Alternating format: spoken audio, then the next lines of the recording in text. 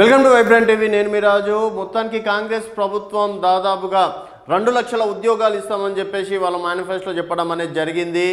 ప్రభుత్వం వచ్చిన 70 రోజుల్లో నోటిఫికేషన్లు కూడా వేయడం స్టార్ట్ చేశారు. మొట్టమొదటిగా గ్రూప్ 1 నోటిఫికేషన్ దాదాపుగా ఇంకా 60 పోస్టులు జోడించి 563 పోస్టులతోటి కూడా గ్రూప్ 1 పోస్టులు వేయడం అనేది జరిగింది. దాన్ని కూడా కొన్ని ఇంతకుముందు అప్లై చేసుకున్న వాళ్ళు మళ్ళీ ఫీజు చెల్లించాల్సిన అవసరం లేదని చెప్పేసి అన్నారు. అదేవిధంగా వయో పరిమితి కూడా పెంచడం అనేది జరిగింది.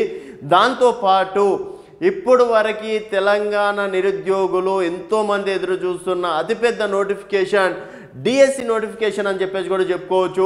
సో కిరణ్ కుమార్ రెడ్డి హయాంలో ఏర్పడినటువంటి డిఎస్సి తర్వాత మళ్ళీ తెలంగాణ ప్రభుత్వం వచ్చినాక ఎప్పుడు కూడా డిఎస్సి నోటిఫికేషన్ అనేది వెయ్యలేదు. సో అదే డిఎస్సి నోటిఫికేషన్ కోసం దాదాపుగా 10 సంవత్సరాలుగా తెలంగాణ నిరుద్యోగులు ఎదురు చూస్తున్నారు.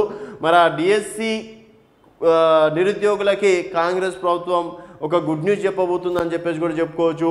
10,000 పోస్టులతో మెగా డిఎస్సి ప్లాన్ చేస్తున్నారు రాష్ట్ర సర్కార్ అని చెప్పేసి కూడా చెప్పుకోవచ్చు. దాదాపుగా గతంలో గుర్తించిన వాటికి 5,000 పోస్టులు అదనం అని చెప్పేసి అంటున్నారు. అలాగే వైద్య శాఖలోనూ మరో 5,000 ఖాళీలు భర్తీ, త్వరలో నోటిఫికేషన్లు విడుదలకు కసరత్తు, పాత వాటికి అనుబంధంగా రిలీజ్ అని చెప్పేసి అంటున్నారు. ఎన్నికల సమయం వచ్చిన మెగా డిఎస్సి హామీని అమలు చేసేందుకు రాష్ట్ర ప్రభుత్వం సిద్ధమవుతుంది. గతంలో గుర్తించిన సుమారు 5,000 ఖాళీలకు అదనంగా మరో 5,000 పోస్టులను కలపనుంది. వైద్య శాఖలోనూ మరో 5,000 ఖాళీలను భర్తీ చేసేందుకు కసరత్తు మొదలుపెట్టింది. గత 2.5 నెలల వ్యవధిలోనే దాదాపు 25,000 పోస్టులను భర్తీ చేసిన సర్కార్ ఇది 25,000 పోస్టులు అనేది ఆల్రెడీ ఇంతకుముందు బీఆర్ఎస్ ప్రభుత్వం వేసిన నోటిఫికేషనే 15,000 కానిస్టేబుల్ ఉద్యోగులది అనుకుంటాను. తర్వాత నర్సులకు సంబంధించి ఆ నోటిఫికేషన్ అది దాదాపుగా 25,000 అది బీఆర్ఎస్ అకౌంట్లోనే వేసుకోవాలి, రాష్ట్ర సర్కార్ అకౌంట్ల కన్నా. ప్రస్తుతం కొత్త రాష్ట్ర సర్కార్ అకౌంట్లో కాదు, అది బీఆర్ఎస్ సర్కార్ ఉన్నప్పుడే ఆ నోటిఫికేషన్ వేయడం అనేది జరిగింది.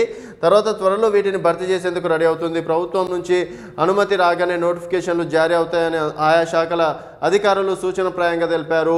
ఉపాధ్యాయ పోస్టులపై ఫోకస్, మెగా డిఎస్సిని నిర్వహిస్తామని ఇప్పటికే సీఎం రేవంత్ రెడ్డి పలుమార్లు స్పష్టం చేశారు. ఆయన ముఖ్యమంత్రిగా బాధ్యతలు చేపట్టినప్పటి నుంచి విద్యాశాఖలో వివిధ స్థాయి అధికారులు ఉపాధ్యాయుల పోస్టులపై ఆరా తీశారు. ఖాళీల వివరాలను అందించాలంటూ ఆదేశించారు. ఇప్పటికే ఉన్న ఖాళీలతో పాటు ఏడాది ఏప్రిల్ నుంచి డిసెంబర్ వరకు ఖాళీ కానున్న పోస్టులను సైతం పరిగణనలోకి తీసుకొని లెక్కలు ఇవ్వాల్సిందిగా ఆదేశించారు. గత ప్రభుత్వం ఉద్యోగ విరమణ వయసు 61 ఏళ్లకు పెంచేలా 2020లో నిర్ణయం తీసుకోవడంతో 3 ఏళ్లుగా రిటైర్మెంట్లు లేవు.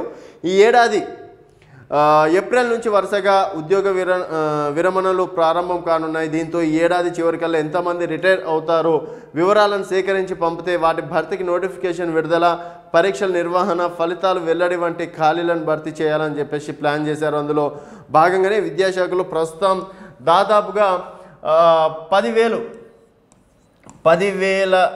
ఉద్యోగాలు వేయాలని చెప్పేసి మెగా డిఎస్సికి రాష్ట్ర సర్కార్ ప్లాన్ చేస్తుంది. అందులో గతంలో కన్నా ఇప్పుడు 5,000 పెంచాలని చెప్పేసి కూడా భావిస్తుంది.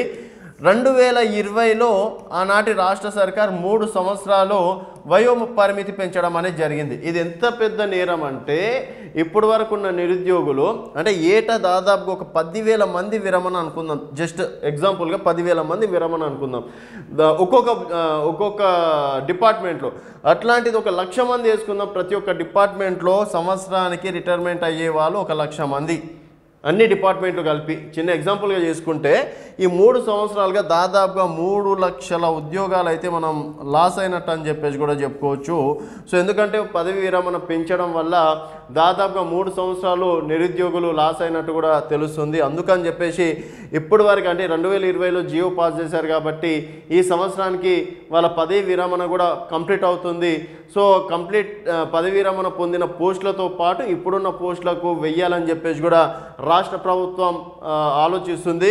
గతంలో కాంగ్రెస్ ప్రభుత్వంలో ఉన్నప్పుడే తెలంగాణ ఉద్యమం టైంలోనే కిరణ్ కుమార్ రెడ్డి గారి సర్కారు మెగా డిఎస్సి వేయడం అనేది జరిగింది. మళ్ళీ ఇన్నాటికి మళ్ళీ కాంగ్రెస్ ప్రభుత్వం వచ్చినప్పుడే మళ్ళీ డిఎస్సి కసరత్తు చేయడం అనేది నిజంగా ఈ ప్రభుత్వాన్ని హర్షదగ్గ విషయం అని చెప్పేసి కూడా చెప్పుకోవచ్చు. సో వెంటనే అంటే ఈ 10,000 నోటిఫికేషన్ కనుక వేస్తే కాంగ్రెస్ ప్రభుత్వం మొదటగా చేసిన అతిపెద్ద పని అవుతుంది.